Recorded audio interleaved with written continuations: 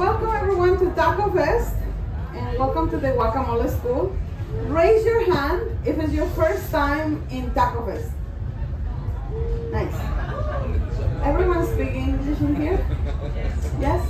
Yes? Okay, perfect. Because I don't have to speak in French. Okay, wonderful. So today we're gonna learn to do an original recipe of guacamole. But before that, I want to introduce myself. My name is Chef Erika. You can hear my sexy accent. I'm from Mexico. I'm from Mexico City, and but I came from Alberta, so I live in Alberta.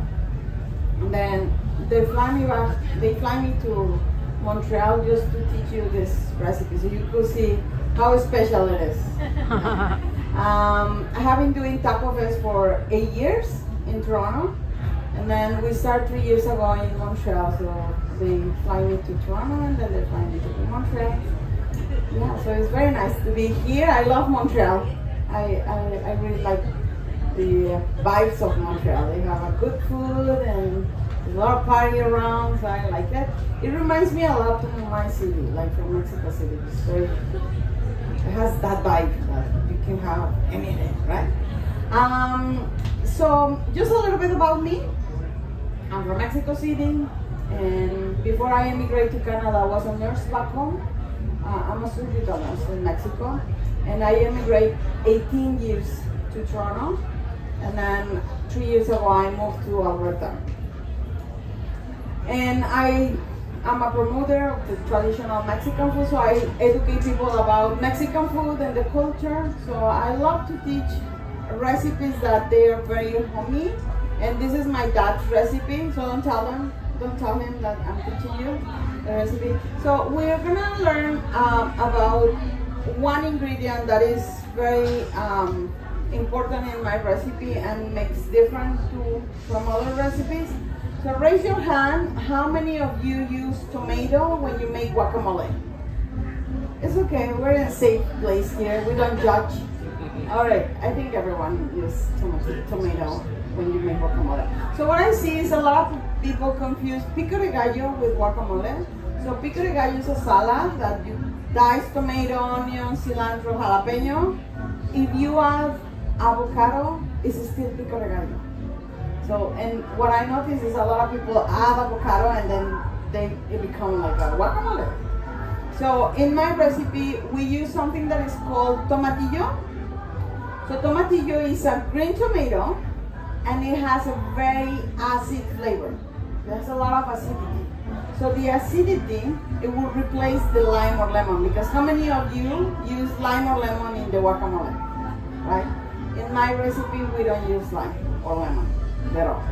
The acidity of the tomatillo, it will keep the color of the avocado.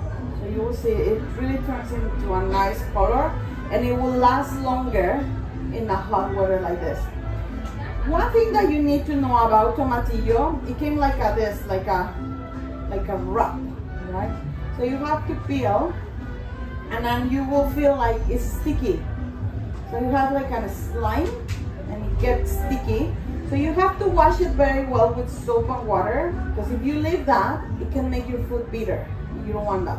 So make sure, even if you rinse it with water, it doesn't help. You need to use soap because it's kind of very sticky.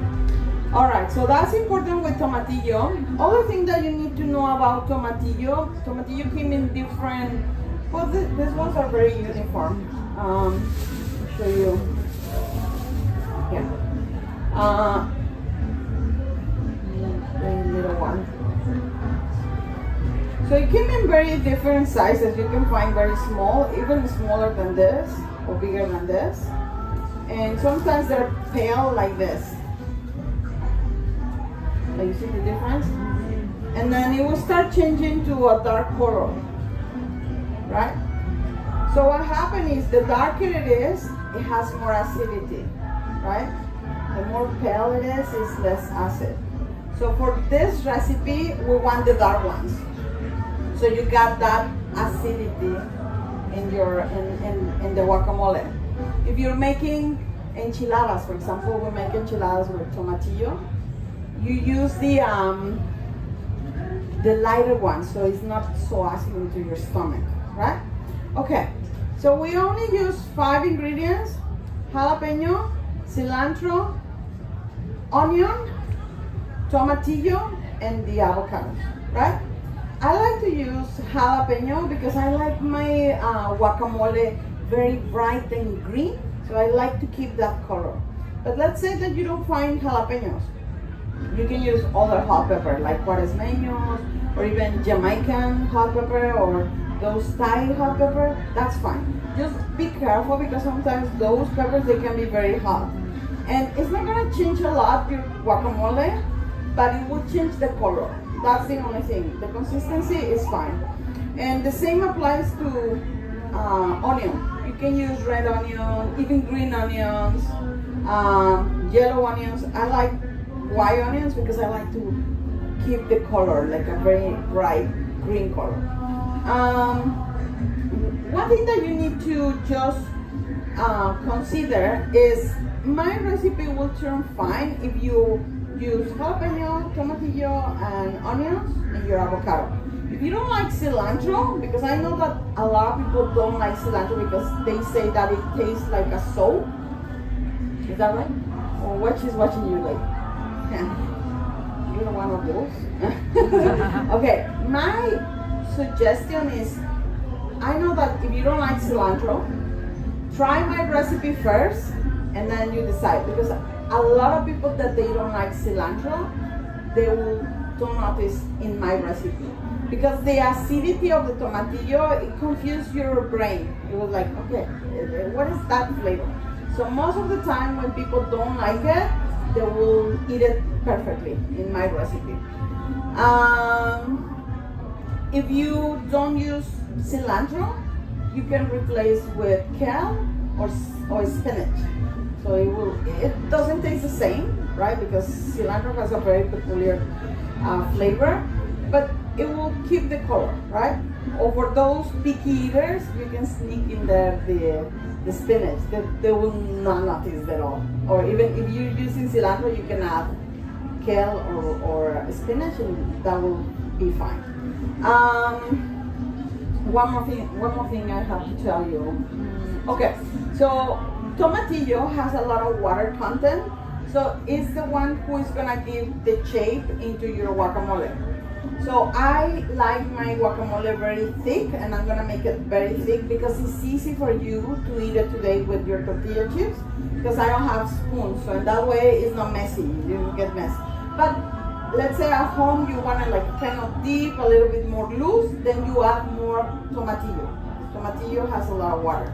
Or if you want it like a salsa, then you add more tomatillo, so you have like kind of that liquid salsa that usually we have it in the tacos, right? That makes sense? Okay. So what I want to show you is how the consistency starts to change. So for this recipe, usually they post the